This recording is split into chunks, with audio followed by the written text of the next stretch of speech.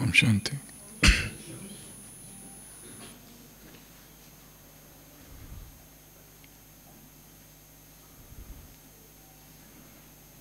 किसी राज्य का राजा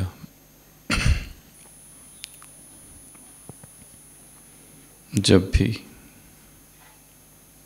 हाथी पर सवार हो,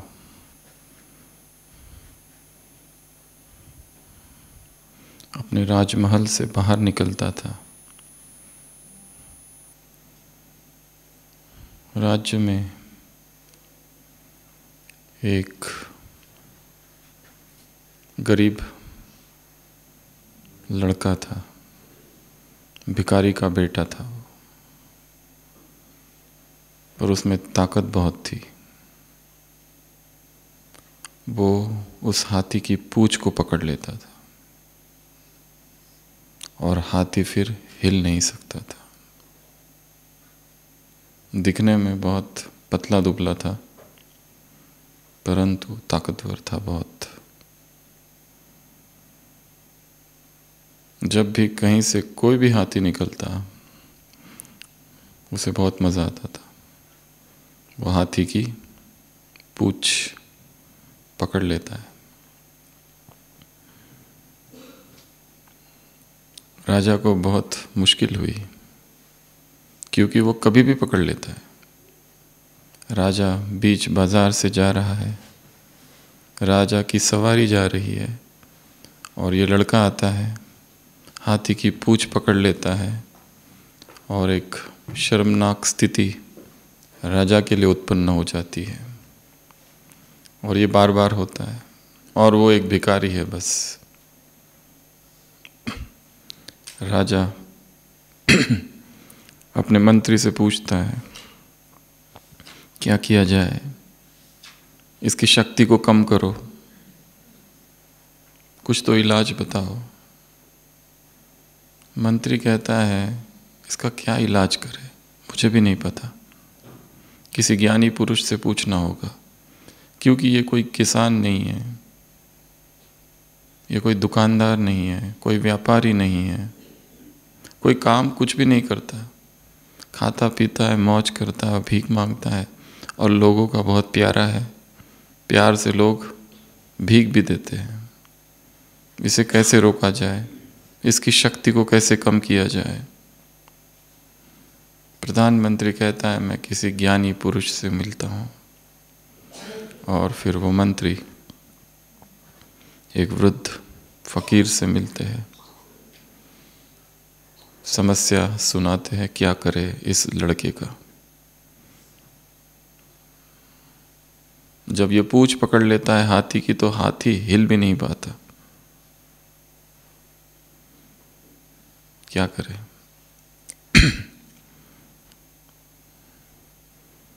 वो ज्ञानी व्यक्ति कहता है, उसे एक छोटा सा काम दे दो। रोज शाम को जो मंदिर है, जाकर उसमें दिया जलाना है, बस। परंतु इस काम के लिए उसे एक सोने का सिक्का दिया जाए, एक बार के लिए। काम छोटा सा है, मंदिर में जाना है, 1 मिनट में दिया जलाना है, बस। और एक सोने का सिक्का उस बच्चे का। मंत्री कहता है, इससे क्या होगा, इससे तो और ही ताकतवर हो जाएगा, अमीर हो जाएगा।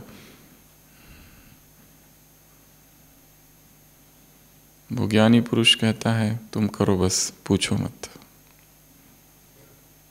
काम दे दिया जाता है। अगली बार राजा की सवारी निकलती है,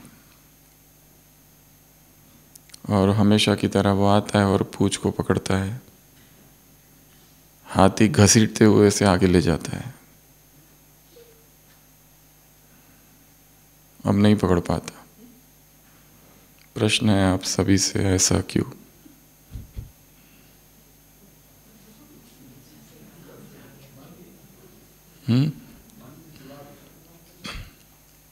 ऐसा क्यों? पैसे का लालच, उससे शक्ति का क्या लेना देना?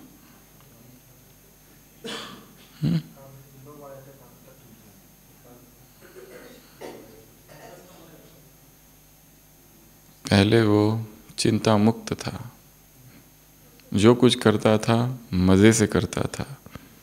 अब वो डिवाइडेड है। अब उसके मन में संकल्प छाया हुआ है, शाम को जाना है, दिया जलाना है और पैसे मिलेंगे। पहले वो अकर्ता था, अब करता है। पहले वो चिंता मुक्त था, अब चिंता से ग्रसित है। पहले वो व्यग्र नहीं था, अब व्यग्र है। पहले गणित नहीं था, अब गणित आ चुका है। अब कैलकुलेशंस आ चुके हैं। अब वो हिसाब लगाता है, एक सिक्का, फिर 2 सिक्के, फिर 3 सिक्के, फिर अभी 10 हो गए मेरे, 100 कैसे होंगे। वो रात में सोता भी है तो भी कार्य तो छोटा सा ही है, 1 ही मिनट का कार्य है, जाकर दिया लगाना। परंतु अब वो एक नहीं रहा, 2 हो गया है। यूनाइटेड नहीं है, डिवाइडेड है। अखंड नहीं है, खंडित है। चेतना चित्त टुकड़े टुकड़े हो गया है, विभाजित हो गया है। इलाज कारगर सिद्ध हुआ।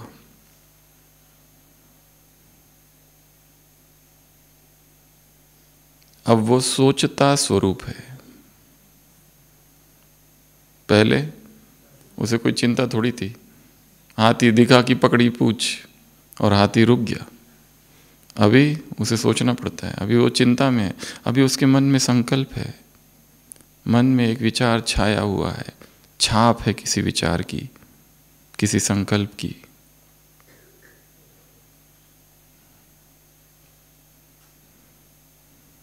अब वो परिणाम के विषय में सोच रहा है। अब वो अकर्ता नहीं रहा, कर्ता बन चुका है।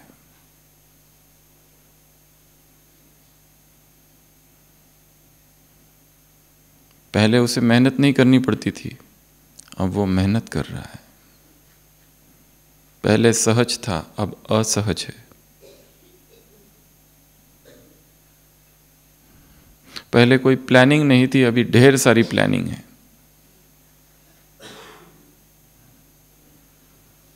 The best plan is no plan. सहज, स्वाभाविक, नेचर, नेचुरल, निरंतर, एन।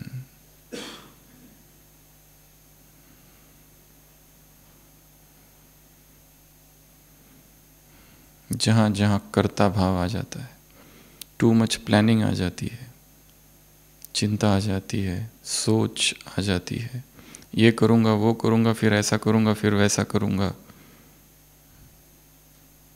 मन वर्तमान में नहीं है, इस पल में नहीं है, अभी नहीं है, भविष्य में है, या तो अतीत में गूंज रहा है, घूम रहा है। प्रतिध्वनि अतीत की है, वर्तमान में है ही नहीं। जब मधुबन में है तो केवल मधुबन, जब मधुबन में सेवा कर रहे तो केवल सेवा नहीं कर रहे, परंतु अतीत के विचार छाए हुए हैं, वो आते रहते हैं, जाते रहते हैं, या फिर भविष्य आता है, जाता है। शरीर है वर्तमान में, परंतु मन अतीत और भविष्य में डोल रहा है। और जब भविष्य में जाएंगे तब वो इस अतीत में आएगा। इस पल में ठहर जाना अर्थात अध्यात्म। कल क्या होगा, कल कैसे होगा, होगा कि नहीं होगा, करूँगा कि नहीं करूँगा, कैसे करूँगा, मेरा क्या होगा, कौन मेरी देखभाल करेगा, अगर मैं बीमार पड़ गया तो पैसे कहाँ से आएंगे। सोचता स्वरूप। आज सुबह की अव्यक्त वाणी। क्या क्या कहा, बहुत कुछ कहा है, क्या क्या बताया है। कोई एक पॉइंट है, ढेर सारा है। खजाना ही खजाना, इतना खजाना कि हाथ में कुछ भी नहीं है। सुना सब, याद कुछ भी नहीं है, पढ़ा सब, फिर भी रिक्त ही है। इतना कुछ है।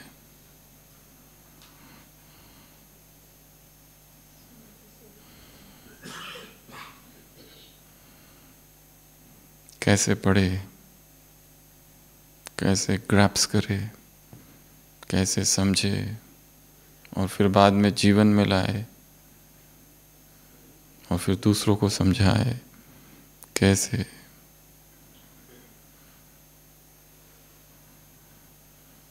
कुछ पॉइंट्स तो बताओ, फिर चालू कर दे। क्या सोचता, वो अभी बोल दिया, वो छोड़ के बताओ। समान में रहना है और समान देना है, वो हेडिंग। दूसरा बताओ कुछ। 3 लकीरें और सहयोगी बनो, सेवा और दृढ़ता, एकता। संगम युग मेहनत का युग है, नहीं है? अच्छा, विश्राम का युग है। विश्राम शब्द आया है क्या मुरली में?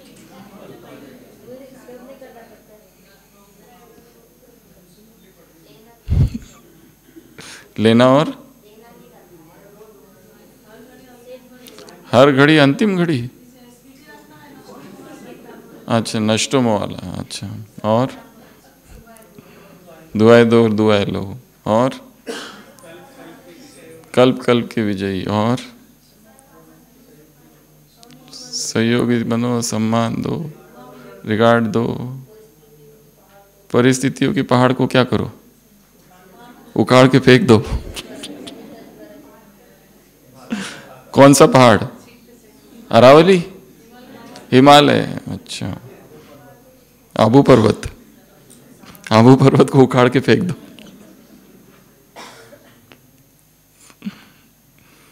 तो मुरली में ढेर सारी बातें आई है, हम केवल 3 ही बातें लेंगे, 1, 2 और 3 बस। 1 मतलब 1, 2 मतलब 2 और 3 मतलब 3।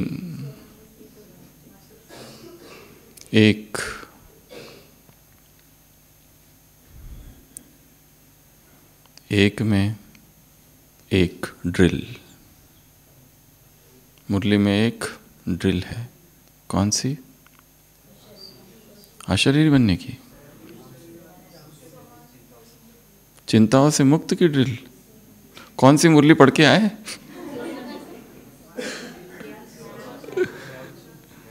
तो सभी स्थिर, 1 सेकंड में स्थिर बैठेंगे। मैं मास्टर ज्ञान सूर्य हूं।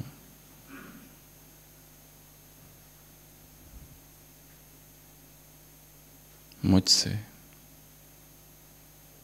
शक्तियों की किरणें फैल रही है।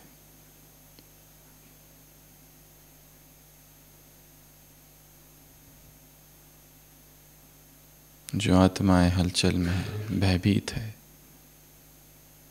वो स्थिर हो रही है। मैं मास्टर ज्ञान सूर्य हूं। सूर्य की तरह शक्तियों की किरणें चहुओर फैल रही है। अनुभव।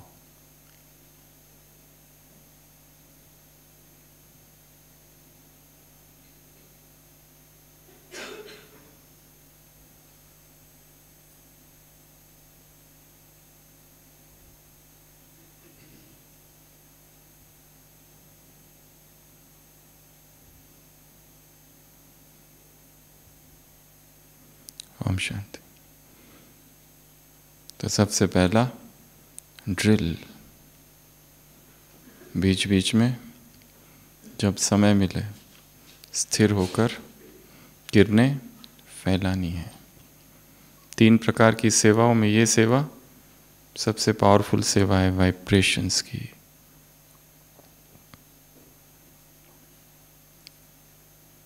दूसरा, फॉलो फादर। दादियों से मुलाकात, दादी से मुलाकात, दादी जी से मुलाकात, निमित्त। आप कौन हो? निमित्त। फॉलो फादर किया, निमित्त बने। ये एक काम करना है। निमित्त अर्थात, निमित्त ये ऐसा शब्द है हिंदी का कि जिसका अंग्रेजी या किसी भी भाषा में कोई भी ट्रांसलेशन नहीं है और ना हो सकता है। निमित्त निमित्त ही है। निमित्त अर्थात 3 अर्थ है उसके। मैं करता नहीं, दूसरा मैं कारण नहीं, तीसरा कई सारे कारणों में से भी मैं एक नहीं। निमित्त अर्थात मैं करता हूं ही नहीं। निमित्त अर्थात मैं कारण भी नहीं हूं। निमित्त अर्थात जितने कारण हो सकते हैं उसमें से भी मैं कोई नहीं हूं। निमित्त अर्थात पोस्टमैन, डाकिया। डाकिया होता है ना, क्या करता है? चिट्ठी जाके दे देता है। अभी चिट्ठी में गालियां लिखी है तो जिसको चिट्ठी मिल रही है वो डाकिया को डांटता है क्या? ये कैसा खत लेके आए तुम? उसका काम ही नहीं है। उसने क्या किया है? खत पहुंचा दिया है। यह है निमित्त, पोस्टमैन। अब पोस्टमैन बीमार है तो दूसरा पोस्टमैन है, वो पहुंचा देगा। अब पोस्टमैन के घर में शादी है, पोस्टमैन छुट्टियों पर है तो दूसरा पोस्टमैन, सब्स्टिट्यूट पोस्टमैन पहुंचा देगा। अब पोस्टमैन का उसका कुछ है ही नहीं। उधर का डिवाइन का संदेश है, वो पहुंचाना है। हम कौन है? पोस्टमैन। तुम नहीं तो दूसरा। ये ना सोचो कि मैं नहीं तो इसका क्या होगा, खतों का क्या होगा। वो पोस्ट मास्टर के पोस्ट ऑफिस में ढेर सारे पोस्टमैन हैं एम्प्लॉयड, तुम एक हो केवल। कोई दूसरा दे देगा, कोई दूसरा पहुंचा देगा खत, परमात्मा संदेश, ज्ञान।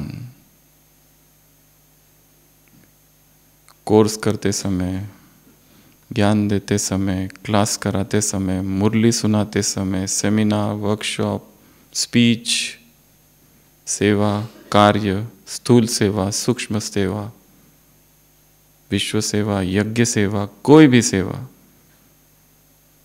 करते समय मैं कौन हूं? निमित्त, पोस्टमैन।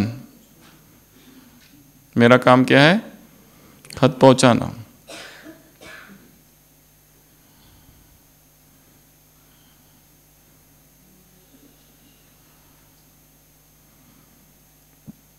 निमित्त, इसको भूलना नहीं है। कूट कूट के इस शब्द को भीतर भरना है। निमित्त हूं, निमित्त हूं, निमित्त हूं। मैं नहीं तो कोई और सही। आज हूं, कल नहीं हूं। मैं कारण नहीं हूं, मैं कर्ता नहीं हूं। जितने कारण हो सकते हैं उन कारणों से भी मैं एक भी नहीं हूं। डूअर मैं नहीं हूं। ओनरशिप, मालकियत मेरी नहीं है, ओनरशिप भी नहीं।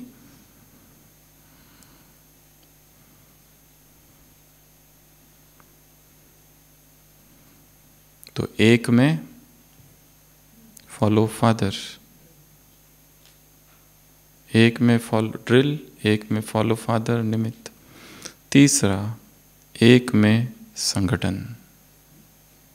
क्या कहा? संगठन, एकता, दृढ़ता। संगठन का किला मजबूत करो। और इस मुरली में संगठन का एक यादगार बताया है। कौन सा? 5 पांडव। ऐसे संगठन के 20 यादगार बताओ।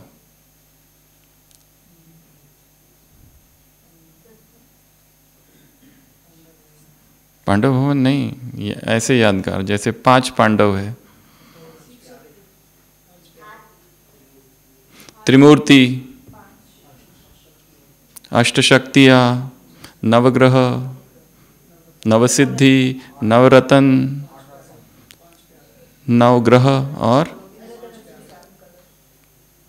2 शिव शक्ति, 3 त्रिमूर्ति, 5 तत्व, 5 विकारों का संगठन। हाँ चलो वो भी है। संगठन प्रश्न क्या है सुन लो। संगठन वाला क्या क्या है? 7 चक्र, 5 उंगलियां और 5 खंड, 5 समुंदर, 5 पंच सिंधु और 5 सप्त सिंधु भी कहते हैं या तो पंच सिंधु, और 5 तत्व हो गया। पंचेंद्रिया करेक्ट, पंचचक्र 7 चक्र और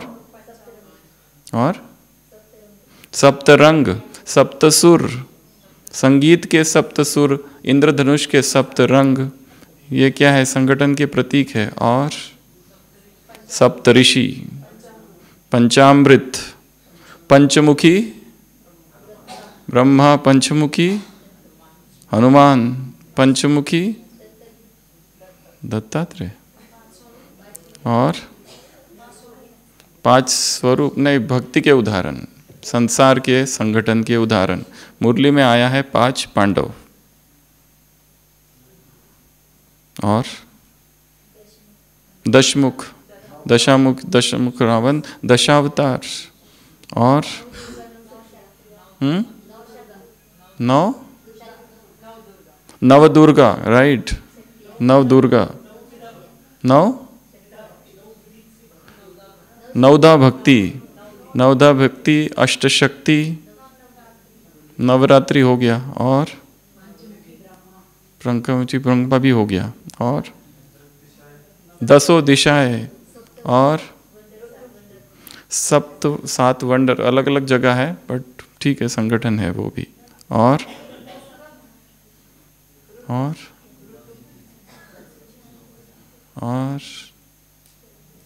संगठन वाला क्या क्या है संसार में? पंच प्राण, पंच प्यारे कौन? पंच चिड़िया और राम लखन भरत शत्रुघ्न। हाँ ये भी है, 4 है ना, संगठन है। और 18 अध्यायों का संगठन, और नवनाथों का भी है संगठन। सिख में 10 गुरु, और पंचवेद, 4 वेद और एक पंचम वेद है, कौन सा? भागवतम, पंचवेद। और गंगा यमुना सरस्वती, 5 नदियाँ, 7 तीर्थ। तीर्थ कितने हैं भारत में? 7। धाम कितने हैं? 4 धाम। 12 ज्योतिर्लिंगम, और 18 गीता के अध्याय। लवकुश, हाँ 18 पुराण, और दशानन हो गया, और तो ये सब क्या है? किसके यादगार है? संगठन के 16 श्रृंगार। ये रह गया था।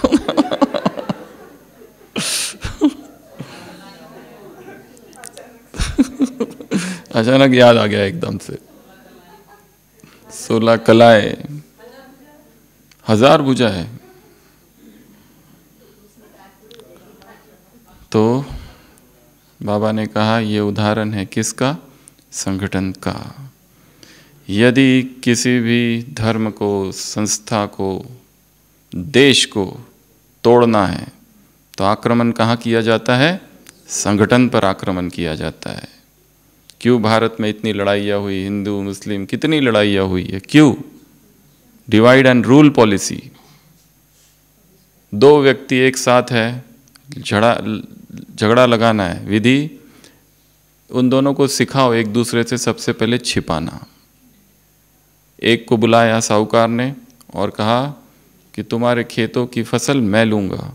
दूसरे को बुलाया, उसको कहा कि तुम्हारे खेतों की फसल मैं लूँगा, पर उसको बताना नहीं। और वो दोनों दोस्त है, सदियों से साथ में खेती कर रहे इतने सालों से।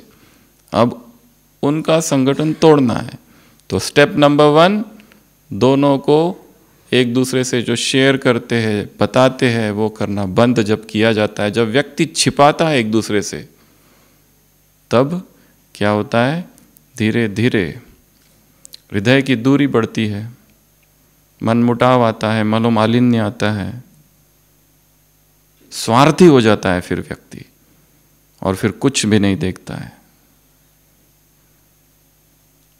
स्वार्थ, ईगो सब आ जाता है वहां पर, और यही होते आया है द्वापर से अब तक। संगठन टूटे, क्यों? स्वार्थी हो गए, छिपाने लगे, ईगो आ गया। इसलिए बाबा ने क्या कहा दादी जान की, संगठन का किला मजबूत करो। बैकबोन तो ये है ही दादी। तो ये संगठन भी एक किला है, और जब किले के भीतर रहते हैं तो कैसा रहता है? सुरक्षा। किले के बाहर शत्रु है, तो जिन्हें भी सुरक्षित रहना है, ये पांडव भवन भी किला है एक, इसलिए बीच बीच में यहां आते रहना। किले के अंदर विकर्म नहीं होंगे, बाहर विकर्म होते रहते, कुछ कुछ करते रहते, दृष्टि वृत्ति चंचल होती रहती है, यहां नहीं हो सकती। स्टेज पर हो। वायुमंडल ही ऐसा है। तो ये यज्ञ एक किला है, पांडव भवन एक किला है। किले के अंदर रहना और फूट ना हो। जब छुपाने लगते हैं दो व्यक्ति, स्वार्थी होने लगते हैं, टकराव होता है, फिर हिंसा पे उतर आते हैं। ये संगठन को क्या करता है? तोड़ता है। तो इस किले को मजबूत बनाना है। हम यज्ञ रक्षक है, इस किले के रक्षक है। ये थी 3 बातें। किसमें? 1 में। 1 ड्रिल, एक फॉलो फादर, और एक संगठन, एकता, दृढ़ता। इससे कुछ भी कर सकते हो, असंभव को संभव कर सकते हो। उदाहरण दिया ना, 67 प्रोग्राम्स, उससे भी ज़्यादा कर लिए, शिवरात्रि, वो सब बताया। अब आते हैं पॉइंट नंबर 2, 2 अर्थात 2, 2 अर्थात 2। तो 2 में क्या बताया? बहुत सारे 2 है। सबसे पहला 2, सोचता स्वरूप और स्मृति स्वरूप। Too much thinking, over thinking. चीज़ें आ रही है, चीज़ें जा रही है, गो लाइक फ्लो। जितने भी भारतीय शास्त्र हैं, जितने व्यक्ति दिखाए हुए हैं या अवतार या जिसको भगवान माना है, उसमें एक ऐसा है जिसको निरंतर हंसता खेलता हुआ दिखाया है, श्री कृष्ण को। राम गंभीर है, बुद्ध मोहम्मद गंभीर है, गुरु नानक गंभीर है, जीसस क्राइस्ट भी गंभीर है, सारे गंभीर है, पर ये एक ही है जिसके लिए चरित्र शब्द भी प्रयोग नहीं किया जाता है। राम का चरित्र है, कृष्ण का चरित्र नहीं है। कृष्ण की लीला है। लीला अर्थात खेल, लीला अर्थात टेंशन नहीं, मजा। कुछ भी हो रहा है, वो निश्चिंत है, बांसुरी बजा रहा है, डांस कर रहा है, गोपियों के संग झूम रहा है, उसको कोई टेंशन ही नहीं है।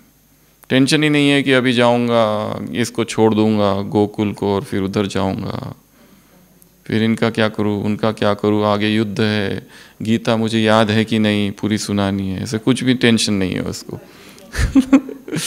कोई गलती ना हो जाए किसी श्लोक में, कोई टेंशन ही नहीं है, किसी बात का टेंशन नहीं है उसको, और कोई दुख भी नहीं है। राम को तो कितने दुख है। हे खग मृग मधुकर श्रेणी तुम देखी, सीता मृग नहीं। हे कहाँ है, चिल्ला रहा है, हे सीते सीते सीते कहाँ हो। कृष्ण चिल्लाता है क्या राधा राधा, या रुक्मिणी रुक्मिणी, कुछ नहीं चिल्लाता है। वो आनंद की अवस्था में, मस्त अवस्था में, निश्चिंत जीवन का प्रतीक है, साक्षी भी है, साक्षी है, निश्चिंत है, 16 कलाएं है, संपूर्ण है, ऐसा चित्र दिखाया है। तो सोचता स्वरूप नहीं, क्या? स्मृति स्वरूप। समस्या स्वरूप नहीं, समाधान स्वरूप। समस्या के लिए क्या कहा? हिमालय का पहाड़, या 100 टाइम्स 100 टाइम्स मोर परिस्थिति आ जाए। किसके द्वारा? 4 के द्वारा, तन, मन, प्रकृति, व्यक्ति। चारों भी खतरनाक है।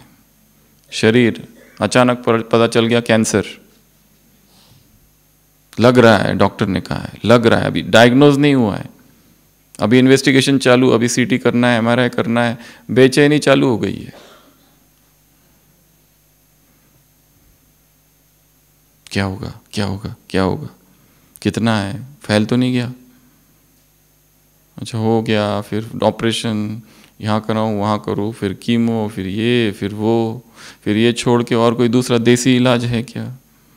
फिर ये बाबा वो बाबा, झोला छाप, इसकी ट्रीटमेंट उसकी ट्रीटमेंट, कुछ तो लागू हो जाए। बेचैनी बेचैनी बेचैनी, ये टोटका, ये नुस्खा। तन को स्वस्थ रखना, ये यज्ञ सेवा है। एक मन की बीमारियां, बाबा ने कहा ना, मन ही तो बीमार है, विक्षिप्त है।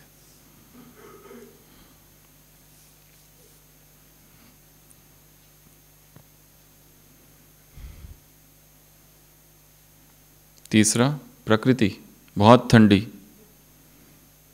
ठंडी के मारे तो अमृत वेला नहीं हो पा रहा है। पहले जितने बजे उठते थे अब उससे आधा घंटा आगे चले गए। फिर भी सोचते उठूं या नहीं उठूं, अभी तो 3:30, अभी तो टाइम है। और वहाँ जाने की क्या ज़रूरत है? कहीं पर भी बैठकर बाबा को याद करना है, मैं आत्मा हूँ, फरिश्ता हूँ, बेड पर ही बैठकर। उधर जाने की क्या ज़रूरत है? पूरा मधुबनी है, गुप्त योग, बाजू वाले को भी पता ना चले कि हम योग करते हैं। पूरा हृदय ओढ़ के भीतर ही महातपस्वी गुप्त योगी। हम ऐसे दिखावा नहीं करते, अहंकार नहीं है हमें, हम बाबा को चुपचाप याद करते हैं। और स्वप्न में तो बाबा के ही आते हैं, सो रहे हैं स्वप्न में बाबा आ रहे हैं। एक बहन ने पूछा था, मैं सो रही हूँ स्वप्न में बाबा दिख रहे, उधर ट्रैफिक कंट्रोल का गीत चालू है, शुद्ध अमृत वेला शुद्ध पवन है, पहले वो भी सुनाई दिया, फिर भी मैं बाबा के साथ ही हूँ, और फिर शिव की याद रहे, 4 बजे का सुनाई दिया। अब मुझे उठना चाहिए या नहीं उठना चाहिए? क्योंकि बाबा स्वप्न में है, तो कि उठूं और ये बाबा के साथ छोड़ू, क्या करना चाहिए? तो बहुत बड़ा संकट है, भ्रम है, वो आलस है और कुछ भी नहीं। There is not to reason why, there is but to do and die। Army में नियम क्या होता है? क्या, क्यों, कैसे, ये नहीं पूछो, करो और मरो। ये रूहानी आर्मी है, यहाँ पर भी कुछ नियम है, रूल्स है। तो पहला सोचता स्वरूप, स्मृति स्वरूप। दूसरा बताया समस्या स्वरूप, समाधान स्वरूप। तीसरा बताया परिस्थिति और स्वस्थिति। तो परिस्थिति में ये चारों, प्रकृति, और चौथे परिस्थिति व्यक्ति के द्वारा। ये भी बहुत बड़ा पेपर है, कोई व्यक्ति ही पेपर बनकर खड़ा है। कितना भी समझाओ ये पेपर है, ये पेपर है, पर वो तो सामने ही है, आरबास ही रहता है, घूमते ही रहता है। परवश है, परवश है, अरे कितना परवश है, पर हर बार नया रूप है। अज्ञानी है, अज्ञानी इस समय महारथी नहीं है, इस समय अज्ञानी, इस समय परवश है। इसको सकाश सकाश दे दे के सकाश खत्म हो गई, पर वो वहीं खड़ा है। कहाँ से लाए स्टॉक, स्टॉक कहाँ से लाऊं, कैसे? मैं रहमदिल आत्मा हूँ, किरणें भेज रहा हूँ, भेज रहा हूँ, भेज रहा हूँ, कहाँ जा रही है पता ही नहीं चल रहा है।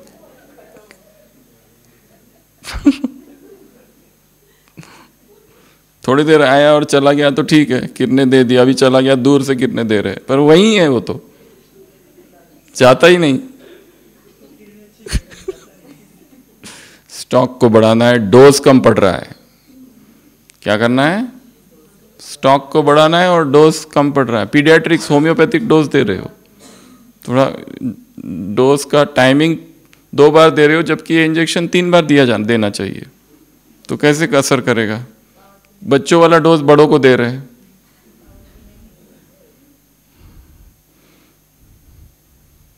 और कॉन्सेंट्रेटेड सॉल्यूशन चाहिए, डाइल्यूट सॉल्यूशन काम नहीं करेगा, डुप्लीकेट इंजेक्शन काम नहीं करते, pure injections, neat solutions. ICU में नीट सॉल्यूशन चालू करना पड़ता है, कई बार डाइल्यूटेड करते, कई बार नीट सॉल्यूशंस। तो परिस्थिति स्वस्थिति, बाबा ने कहा परिस्थिति चाहे कुछ भी हो, स्वस्थिति को हिला नहीं सकती, और उसका साधन है समान। तो समान और सम्मान, समान भी सहज, मैं हूं ही आत्मा, हूं ही नूरे रतन,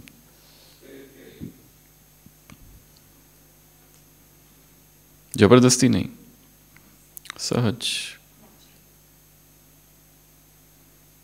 और क्या करो? सम्मान दो। सम्मान वही दे सकता है जो स्वमान में स्थित है।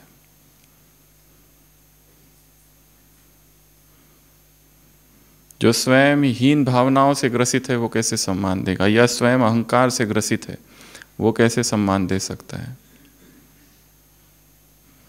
तो सम्मान और स्वमान, उसके बाद में दृढ़ता और एकता, उसके बाद में और दो क्या क्या है? स्मृति स्वरूप, समर्थी स्वरूप।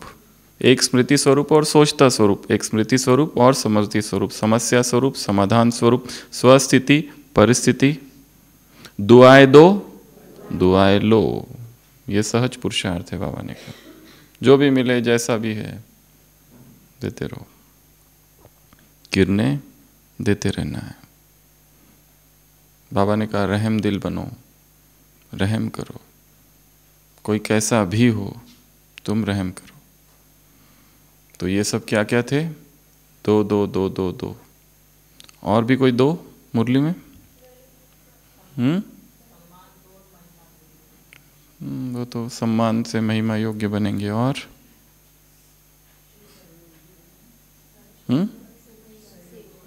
सहयोगी,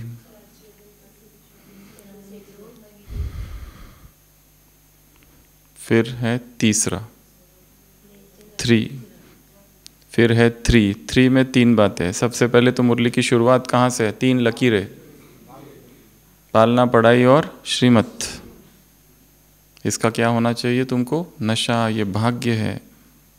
ऐसा पूरी सृष्टि में और किसी के पास भी ऐसा भाग्य नहीं है। तो 3 लकीरें, पढ़ाई, पालना, पढ़ाई और श्रीमत, 3 लकीरें। और फिर 3N, कौन से 3N है?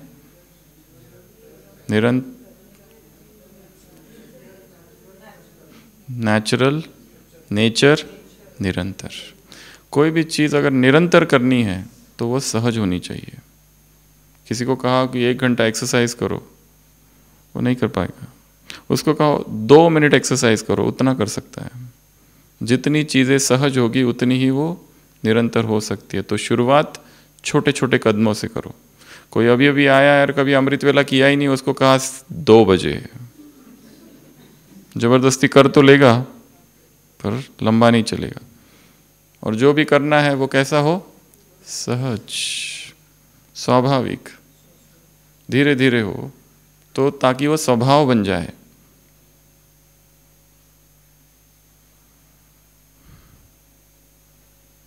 जल्दबाजी नहीं, स्लोली।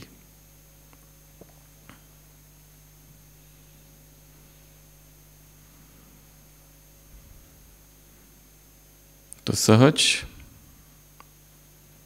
नेचर, नेचुरल, और उसके लिए उसके विषय में पढ़ना पड़ेगा।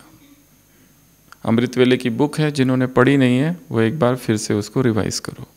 ब्रह्मचर्य नेचुरल लाना है, ब्रह्मचर्य पर किताबें हैं, थोड़ा उसके विषय में पढ़ो। प्यूरिटी पर मुरलियाँ चली है, उनको पढ़ो तो वो नेचुरल होगा। नहीं तो निरंतर एक जबरदस्ती, एक मानसिक युद्ध।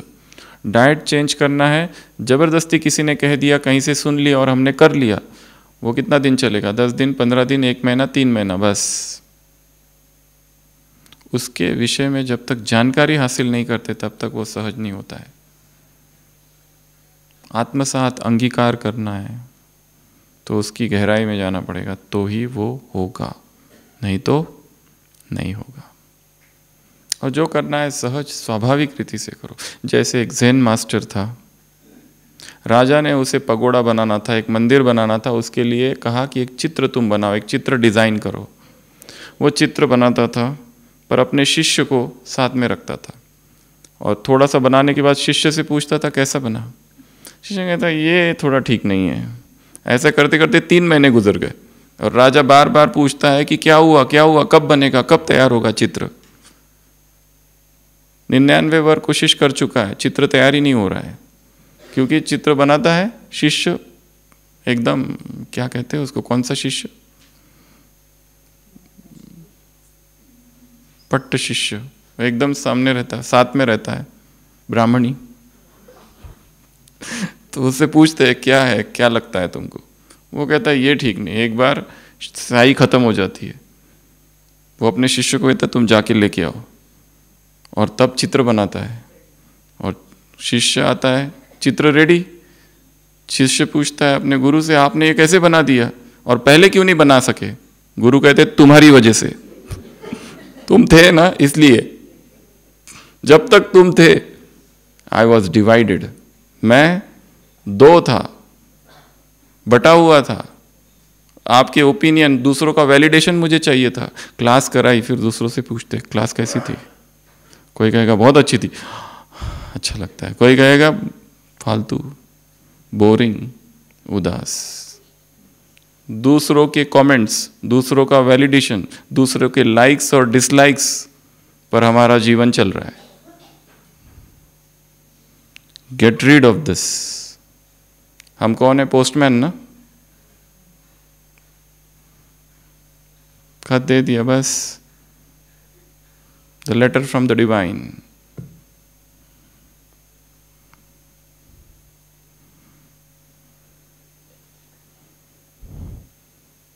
तो गुरु कहता है तुम्हारी वजह से, तुम थे तो एक बंधन था।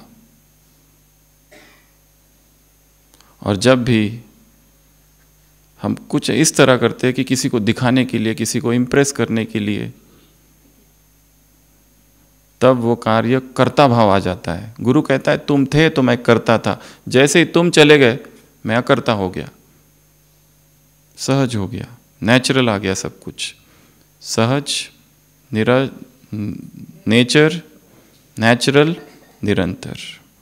2 बातें और थी जो भूल गई, देहभान और आत्माभिमान। इसके लिए तो कहा है ये पॉइंट। जैसे देहभान क्या हो गया है, नेचुरल हो गया ना, बोलना पड़ता है क्या, स्त्री पुरुष स्वयं स्वाभाविक।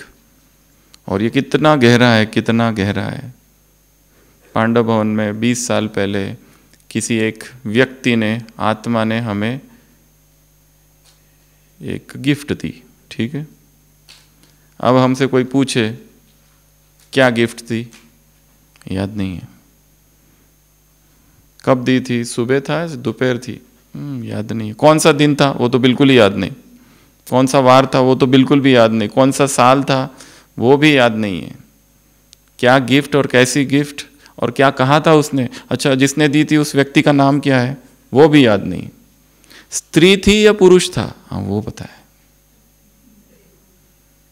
ये नहीं भूलता है। ये इतना गहरा है। जैसे मैं पुरुष हूं, कितना नेचुरल है, मैं स्त्री हूं, ये कितना नेचुरल है। उतना ही नेचुरल क्या हो जाए, मैं आत्मा हूं, मैं आत्मा हूं।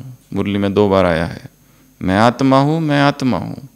ये क्या हो जाए, नेचुरल हो जाए। इसके लिए तो और एक चीज थी, मेहनत का युग और सर्व प्राप्ति योग का युग, संगम युग, प्राप्ति योग के अनुभूति का युग।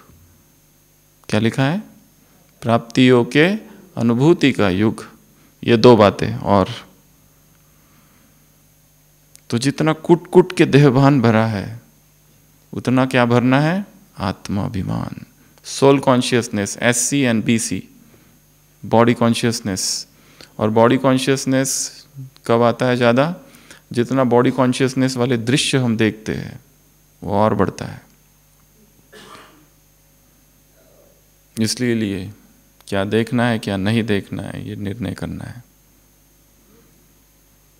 तो सबसे पहला 3 लाइन कौन सी लकीरें, पालना की, भाग्य की, पालना, पढ़ाई और मत।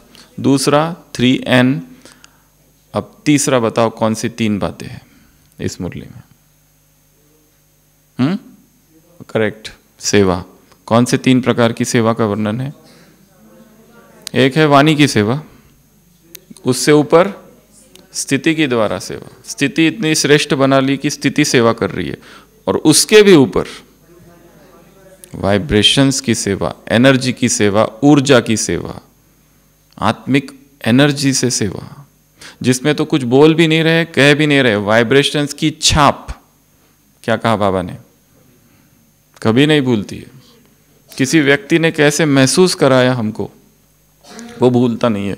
उसके शब्द भूल जाते हैं, उसका व्यवहार भी शायद भूल गया, पर उसके सानिध्य में आकर, उसके चरणों के पास बैठकर जो अनुभव हुआ वो नहीं भूलता। Positive negative both.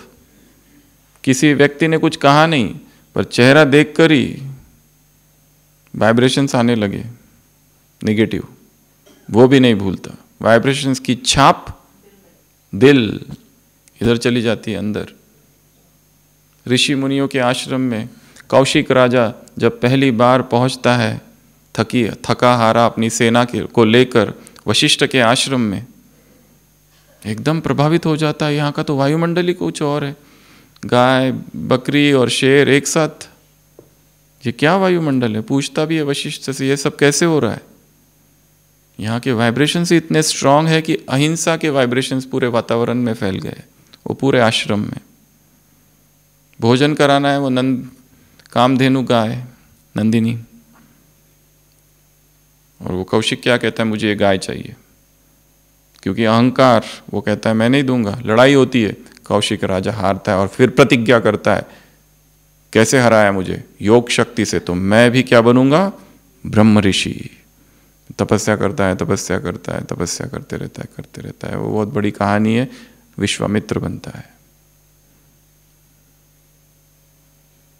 तो उसमें क्या दिखाया है, वाइब्रेशंस। उसी तरह भारत में महान संत हुए साईं बाबा, उनका जो स्थान था जहाँ वो रहते थे, वो मस्जिद था, उसको नाम दिया था द्वारका माई। उस द्वारका माई में दोनों धर्म के लोग आते रहते, हर धर्म का व्यक्ति आते रहता था। कई बार ऐसे ऐसे लोग वहाँ आते थे कि जिनकी भावना दूषित होती थी, पर जैसे ही उस द्वारका माई में प्रवेश करते थे जहाँ ये फकीर रह रहा है, उनके विचारों में परिवर्तन आ जाता था। सेम मधुबन के लिए भी है, तपस्या भूमि है ये। यहाँ आते ही इस वाइब्रेशंस के एक मैग्नेटिक फील्ड है यहाँ पर, इसमें प्रवेश करते ही विचारों में परिवर्तन आता है। किसी ने कुछ कहा नहीं, कोई क्लास नहीं सुना, क्लास में किसी का इंटरेस्ट नहीं है, पर केवल बैठे हैं 4 धाम, क्या है वहाँ पर, पावरफुल वाइब्रेशंस। और सुबह के वाइब्रेशंस कितने पावरफुल होते हैं, 2 बजे वाले, 2 बजे के वाइब्रेशन, 2:30 बजे के वाइब्रेशंस, 3, 3:30, 4, बहुत बहुत फर्क है। वाइब्रेशंस चेंज होते हैं, बट है बहुत स्ट्रांग, क्योंकि 24 घंटे वहां पर योग चलते रहता है। तो वाइब्रेशंस की सेवा। और वाइब्रेशन स्ट्रांग कैसे होंगे, अब प्रश्न ये है, ये तो हो गया कि वाइब्रेशन सबसे ज़्यादा पावरफुल होने चाहिए, कैसे होंगे? एक गुरु अपने शिष्य से पूछता है कि मुझे सबकी सेवा करनी है, पर वाणी वाली सेवा नहीं करनी है, ना ही स्थूल वाली सेवा करनी है, कुछ और बताओ पावरफुल। गुरु ले जाते हैं उसको मंदिर में, उसी आश्रम में एक बहुत पुरानी वहाँ घंटी है, घंटा, वो लकड़ी का हथौड़ा लेने को कहते हैं, और वो लकड़े के हथौड़े से वो उस पुरानी घंटी जो कितने सदियों से बजी नहीं है, किसी ने बजाई नहीं है, वो कहता है इसको बजाओ। वो जैसे बजाता है वो घंटी की ध्वनि पूरे आश्रम में फैलती है, वहाँ भी फैलती है जहाँ ये पहुँच भी नहीं सकते, गुंजायमान होने लगती है वाइब्रेशंस। उस घंटी ने कुछ कहा नहीं, पर उसके स्वर, उसकी जो नाद है, ध्वनि है, वो बजा तो दिया, फिर रुक गया, उसके बाद भी तरंगे फैल रही है। ये है मनसा सेवा, वाइब्रेशंस की सेवा। शब्द वाणी तो बोल दिया, हो गया काम, पर उसके बाद उसकी तरंगे फैल रही है। शिष्य फिर भी पूछता है, पर मैं प्रैक्टिकल में क्या करूं? वो कहता है घंटी को फिर से देखो, घंटी के अंदर क्या है? कुछ भी नहीं। ईगो को हटाओ, उस मैं को, उस मैं अहंकार को, तो फिर घंटी बजेगी। जब तक ये है मैं कर रहा हूं, मैं कर रहा हूं, मैं, तब तक कर्म और बोल ये हथौड़ा है, इससे जो भी बचाओगे वो थोड़े समय रहेगा। पर अगर अंदर कुछ नहीं है, रिक्त है चेतना, तो उसके प्रकंपन दूर दूर फैलेंगे। तो ये थी तीसरी बात, 3 प्रकार की सेवा। फिर से रिवाइज करते हैं। फर्स्ट में ड्रिल, फर्स्ट में फॉलो फादर, संगठन, निमित्त। फर्स्ट में निमित्त भूल जाना, पोस्टमैन वाला मत भूलना। बस मैं कौन हूं? रोटियां बेलते हुए पोस्टमैन, मैं नहीं तो दूसरा पोस्टमैन रेडी है कोर्स कराते समय। नहीं तो ज्ञान में सबसे बड़ी बाधा है ज्ञान, योग में सबसे बड़ी बाधा है योग, धारणा में सबसे बड़ी बाधा है धारणा, और सेवा में सबसे बड़ी बाधा है सेवा। ज्ञान में सबसे बड़ा दुश्मन है ज्ञान। ज्ञानी हूं यह भ्रम ही ज्ञान में सबसे बड़ी बाधा है। ज्ञान का दुश्मन अज्ञान नहीं है, ज्ञान का दुश्मन ये भ्रम है कि मैं जानता हूं। योग का दुश्मन मुझे योग करना है, मुझे योग, ये मुझे को हटाओ, योग तो है ही। सेवा मुझे करनी है, इस मैं को हटाओ, सेवा तो है ही। जहां खड़े हो वहां सेवा है। धारणा मुझे ब्रह्मचर्य धारण करना है, इसमें भी अहंकार है, उसी को हटाओ। तो 1, फिर 2 में मेहनत स्वरूप, प्राप्ति स्वरूप, देहभान, आत्माभिमान, समस्या समाधान, स्मृति सोचता, स्मृति समर्थी, समान सम्मान, परिस्थिति स्वस्थिति, दुआएं दो दुआएं लो, समान में रहो सम्मान दो, सहयोगी बनो, और दृढ़ता और एकता।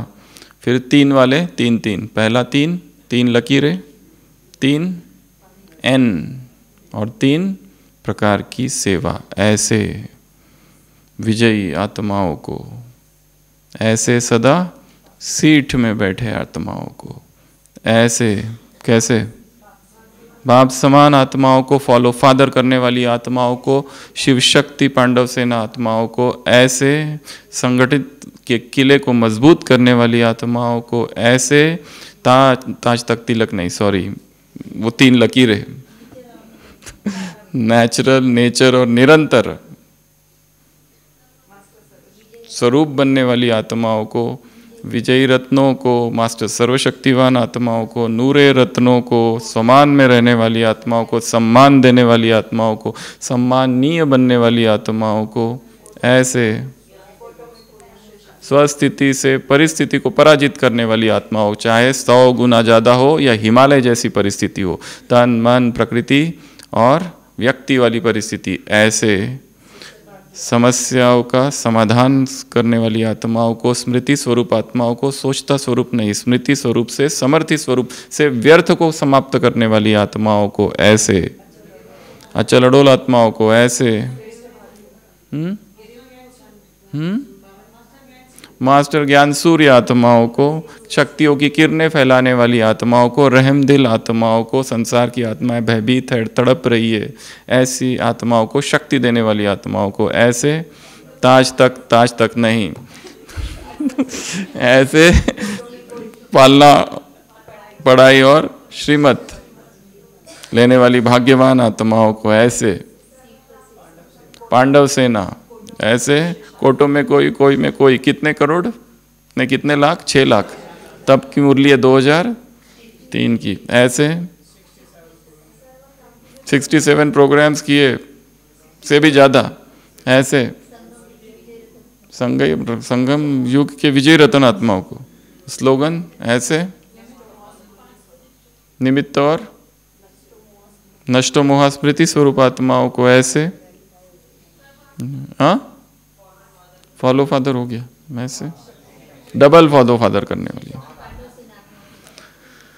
बाप दादा का याद प्यार, गुड नाइट और नमस्ते। हम रूहानी बच्चों की रूहानी बाप दादा को याद प्यार, गुड नाइट और नमस्ते। ओम शांति।